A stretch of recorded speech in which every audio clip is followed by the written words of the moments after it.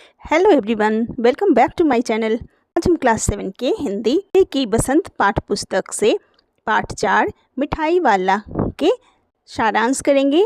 फिर इसके जो कठिन शब्द हैं वो करेंगे और इस वीडियो में इस चैप्टर के कुछ वेरी शॉर्ट क्वेश्चंस को भी कवर करेंगे। ठीक है, मिठाई वाला एक बहुत ही दिलचस्प और मर्मस्पर्शी कहानी है। मीन्स कि वो बहुत ही ज़्यादा इंटरेस्टिंग स्टोरी है। ठीक है, जिसमें एक फेरी वाले के जीवन यात्रा को बताया गया है। यह कहानी उसके व्यवसाय के परिवर्तन और उसके द्वारा बेचे गए सामानों जैसे कि खिलौने, मुरलियाँ, मीन्स बांसुरी और मिठाई के माध्यम से उसके जीवन में आए हुए भावनात्मक परिवर्तन को प्रस्तुत किया गया है। ठीक है, इस पाठ में बहुत सारे कठिन शब्दों का प्रयोग किया गया है, तो क्यों ना हम सबसे पहले इन कठिन शब्दों के अर्थ जान ले, यानी कि शब्दार्थ जान ले। तो सबसे पहला शब्द है स्नेहाभिषिक्त, मीन्स प्रेम में डूबा हुआ। ठीक है, यहाँ पे दो अलग अलग शब्द को जोड़ा गया है, स्नेह और भिषिक्त मीन्स के प्रेम में डूबा हुआ। कंठ मीन्स गला, मादक मीन्स मस्त। आगे चलते हैं। मधुर मीन्स मीठे, अंतर्व्यापी मीन्स अंदर फैला हुआ, बहलाने वाले मीन्स मनोरंजन करने वाले। मेला, तो यहाँ पे आपने पाठ में पढ़ा कि बच्चों ने कुछ तुतली आवाज़ निकाली थी, तो उन्होंने मेरा को मेला बोला था, तो मेला मीन्स हो गया मेरा। घोला मीन्स घोड़ा, किच्छा मीन्स कैसा, छुंदल मीन्स सुंदर, अस्थिर मीन्स जो स्थिर ना हो, सोथनी मीन्स पजामा, मुरली मीन्स बांसुरी। अगला है उस्ताद, उस्ताद मीन्स गुरु और शिक्षक। ठीक है, और भी काफ़ी सारे इसमें कठिन शब्द हैं, तो जो भी कठिन शब्द आपको समझ में ना आए वो आप कमेंट सेक्शन में पूछ सकते हो। तो चलिए अब पाठ की सारांश शुरू करते हैं।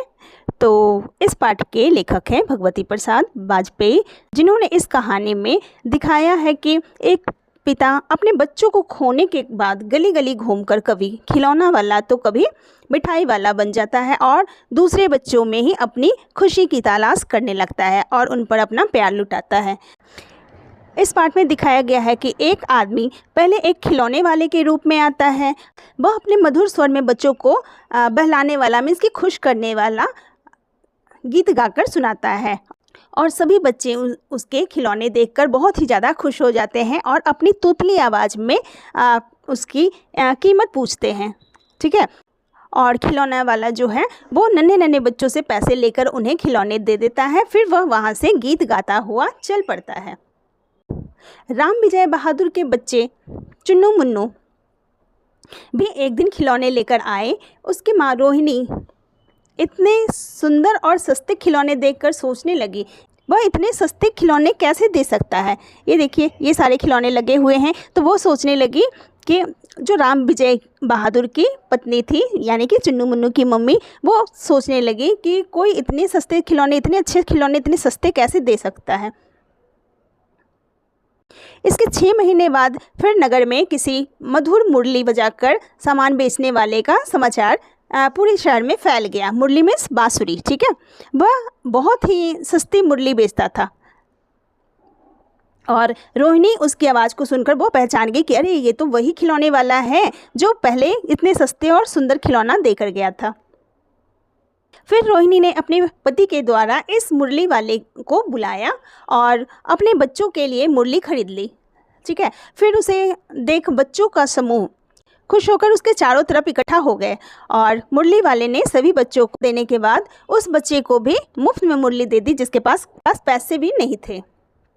इसके बाद फिर 8 महीने बाद सर्दियों में एक मिठाई बेचने वाला गीत गाता हुआ फिर से आया। रोहिणी को इसकी आवाज़ कुछ सुना सुना सा लगा, तो वह छत से तुरंत नीचे आ गई और उसने मिठाई वाले को बुलाया और रोहिणी ने पूछा कि भाई, क्या तुम इससे पहले खिलौने और मुरली बेचने आए थे। रोहिणी उससे पूछती है कि इतनी सस्ती चीज़ें क्यों बेचते हो। उसने बताया कि वह नगर का एक अमीर आदमी था और उसके 2 बच्चे और एक सुंदर पत्नी थी, लेकिन अब कुछ भी नहीं रहा। वह अपनी पुरानी बातें याद करके फूट फूट कर रोने लगा। उसने बताया कि वह उन्हीं बच्चों में अपने बच्चों की झलक देखने के लिए यह सामान बेचता फिरता है। और इसके बाद मिठाई वाला रोहिणी के बच्चे चुन्नू मुन्नू को कागज़ के पुड़िये में मिठाई देकर बिना पैसे लिए ही वहाँ से गीत गाता हुआ चला गया। तो ये थे इस कहानी के सारांश। ठीक है, आई होप आपको ये कहानी बहुत अच्छी तरह से समझ में आ गया होगा। अब चलिए इस कहानी के कुछ वेरी शॉर्ट क्वेश्चंस को सॉल्व करते हैं। हमारा पहला प्रश्न है, मिठाई वाला पाठ के लेखक का क्या नाम है? तो हमने भी पाठ में पढ़ा कि मिठाई वाले पाठ के लेखक का नाम भगवती प्रसाद वाजपेयी है। अगला प्रश्न, रोहिणी को खिलौने वाले की याद कैसे आती थी? उत्तर, रोहिणी को मुरली वाले के स्वर से खिलौने वाले की याद आती थी। अगला प्रश्न है, रोहिणी को खिलौने वाले का स्मरण कब हो आया?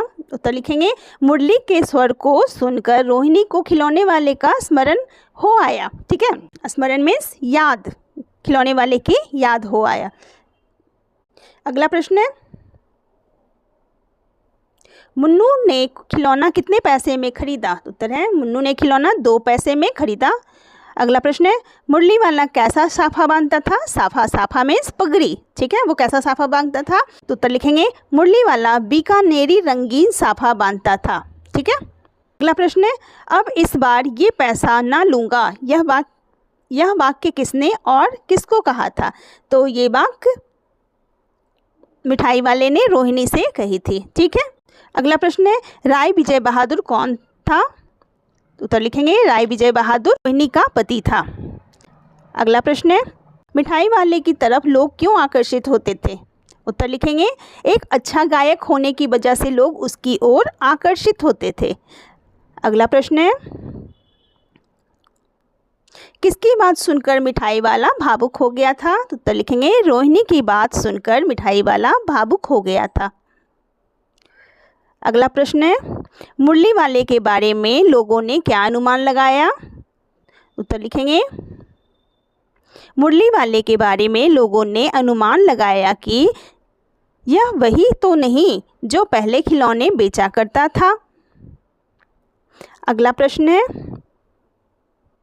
खिलौने वाला मुरली बेचने नगर में कब आया? उत्तर लिखेंगे, खिलौने वाला मुरली बेचने नगर में 6 महीने बाद आया। फिर प्रश्न है, पाठ में लेखक ने खिलौने वाले के मधुर गान की तुलना किससे की है? उत्तर लिखेंगे, पाठ में लेखक ने खिलौने वाले के मधुर गान की तुलना सागर की हिलोर से की है, मीन्स कि सागर की लहरों से की है। अगला प्रश्न है, खिलौने देखकर बच्चों को कैसा लगता था? उत्तर लिखेंगे, बच्चे खिलौने देखकर पुलकित हो उठते थे। पुलकित मीन्स बहुत ही ज़्यादा खुश हो उठते थे। ठीक है, तो ये थे आपके कुछ very short question answer. I hope आपके लिए ये काफ़ी हेल्पफुल रहेगा। नेक्स्ट वीडियो में हम इसके क्वेश्चन आंसर और बैक एक्सरसाइज को सॉल्व करेंगे। मिलते हैं फिर नेक्स्ट वीडियो में। Thanks for watching.